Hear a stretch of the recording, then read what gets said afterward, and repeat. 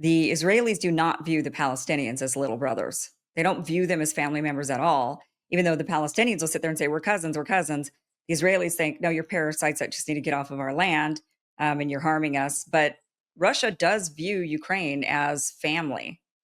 Yeah. And, you know, it actually is a lesson to Hamas. They shouldn't have accepted a penny from Iran. How did that work out for you? Giving the Likud the talking point that you try to form a military alliance with their rival right on their border. Right. Look at what happened, stupid. I don't mind saying that to the leadership, the people who have seized control of the Palestinian people there. Same lesson. So if you're going to make the parallel, that's the parallel. Is it wise for Hamas to make an alliance with Iran? No, it's not. And if it was just Hamas they were messing with there, that'd be one thing. But what does Netanyahu say? Hamas is funded by Iran, which he embellishes, but it's true enough to say it. Right. It's true enough to use it, and it changes the entire dynamic, doesn't it? Iran is Persia. Iran is a power, at least regionally, and they do absolutely back Hezbollah and had a very close alliance with Assad. So if Hamas is signing the Palestinians up for the axis of the Ayatollah's power, then Hamas is putting the Palestinian people in jeopardy in exactly the same way that Kiev did to the people of Kharkiv. Yeah. Let's actually jump to Iran. Wow, we almost ended up in war. We could argue we did. We were at war with Iran for a minute there. Luckily, things have calmed down for now, or maybe for good. I mean, what do you think? Do you think we're done with this, or do you think we're still... What's going to happen with Iran? I mean, it's funny. We talked about the new show with Daryl. We put that on my old YouTube channel, the old anti-war radio channel. And there's a clip of me on RT 10 years ago, which was the last time I did RT. But I did. And I was talking about all this. They let me go for like 10 minutes straight or something. And I think it was the first time I was ever on TV, actually out in LA. And I was explaining that, look, man, you can't get a regime change from the air. And nobody's arguing with a straight face that we're going to put ground troops in there and get a regime change. But if we don't get a regime change, then we can't put an end to their nuclear program. As long as the Ayatollah lives or his successor regime is independent from American power, which they will remain, they're going to insist on maintaining their civilian nuclear program, and which is their right under the NPT. And so we can have an inspections regime and a safeguards agreement and even a JCPOA on top of that. The Ayatollah has sworn 100 times and in treaty form that he will not seek a nuclear weapon, but he insists on reserving the right to enrich uranium, if only for symbolic sovereignty purposes.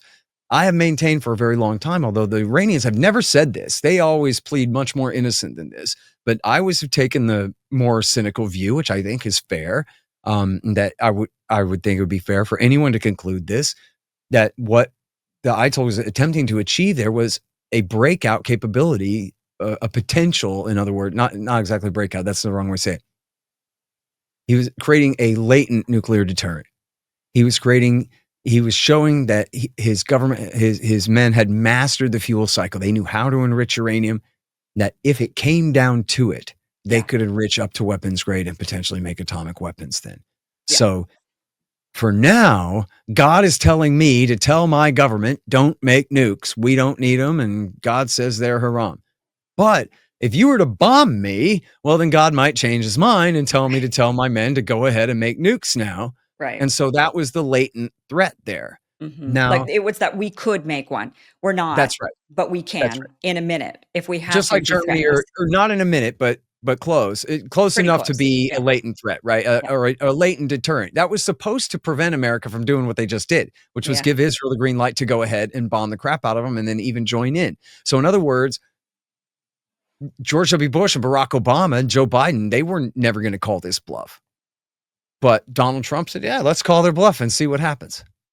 So he did call their bluff, and they are the much weaker country, of course. And I admit, I was surprised at how easily America was able to take out all their anti-aircraft and achieve air dominance over their country with no loss of even, I don't believe a single Israeli plane was shot down much less the American B-2s there. They just had air dominance over the entire country, bomb whatever they want, and they severely crippled their program. I don't think they obliterated it. I think only Trump said they obliterated it, but all the other damage assessments were that they did cause severe damage. So they would need some time to create the conversion facility where you convert the uranium metal to gas and then back again. They have apparently Natanz was less damaged than Fordo, they're saying, and they still have centrifuges and cascades there. And I actually need to spend some hours on this, but I did see some headlines where the Iranian government was saying, oh no, we insist on our right to enrichment and we're not going to stop. And then Trump responded and said, well, I'll just bomb you again.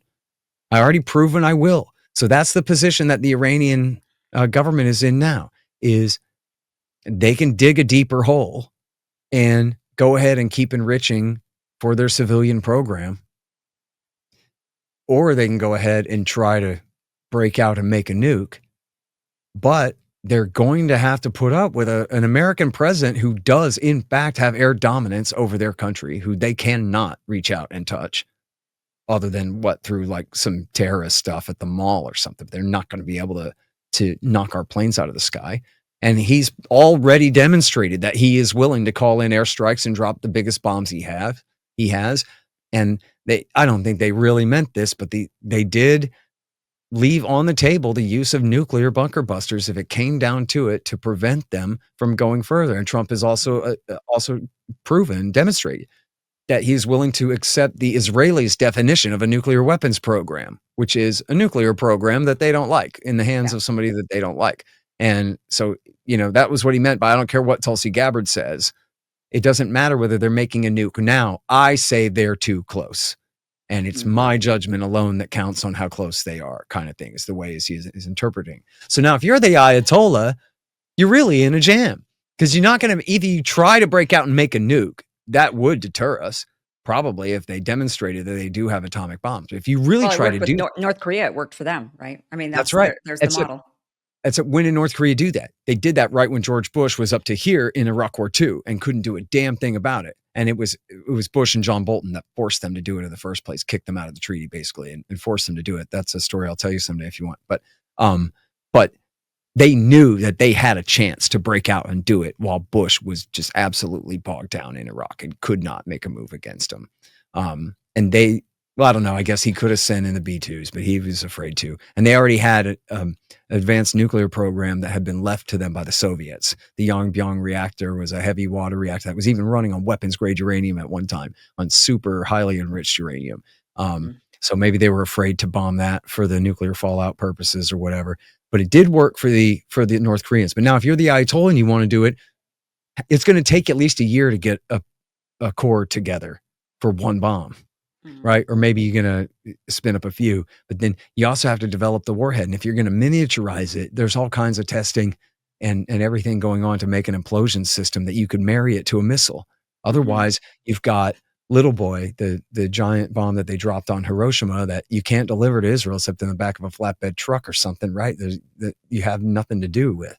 No way to really deter. You have an atom bomb. You can test it in the desert and show everybody, but you can't really do anything with it unless you're talking about, and this is what Tulsi Gabbard meant in that thing that she wrote for Trump, not for us. It was the intelligence assessment right before the war that said, we think it would take them about a year to have enough for a warhead. We think it would take them about 3 years to have a completed warhead, and that they could marry to a delivery vehicle and would actually be a threat. So you can't, what the hell kind of breakout time is that, right? In other words, you can't do a Manhattan Project if Tojo has air superiority over New Mexico, right? And so at this time, I don't know whether they're even really, and I think they probably will continue their civilian program, and I think Trump will probably bomb it again. And then the question will be, I guess the argument will be, either we have to stop this now because it's not working and they're just going to keep going, or we got to go all the way to Tehran, and this problem isn't going to be solved until the Shiites are overthrown. And that is the real worry. Although I don't know what it would take. It would take a major attack inside this country that they could somehow try to pin on Iran to get Trump to buy into that. And they'd have to deceive him.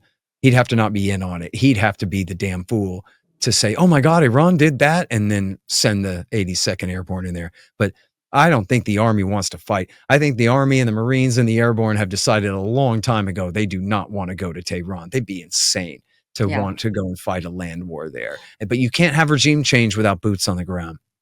You just can't do it. And then, and we've seen how all these regime changes have worked anyway. They've worked in no case. Well, I guess if you want to count Al-Qaeda in Syria, in no case has the guys that we wanted to win won. Hey guys, thank you for watching this clip from the full Kim Iverson Show, which you could check out Monday through Friday, 5 p.m. Eastern at KimIversonShow.com. See you there.